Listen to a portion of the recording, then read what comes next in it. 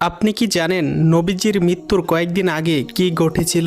একদিন নবীজি বাকিয়া নামক কবরস্থানে তার মায়ের কবর জিয়ারত করতে যান। জিয়ারত করে আসার সময় নবীজির প্রচণ্ড মাথা ব্যথা শুরু হয়। বাড়ি ফিরে নবীজি জ্বরে আক্রান্ত হয়। নবীজির জ্বর একটানা 13 দিন ছিল। যখন নবীজির মৃত্যুর সময় ঘনিয়ে আসলো, তখন আল্লাহ তাআলা মালাকুল মাউতকে বলল, হে মালাকুল মাউত, তুমি কি জানো তুমি কার রুহু কবজ করতে যাচ্ছ?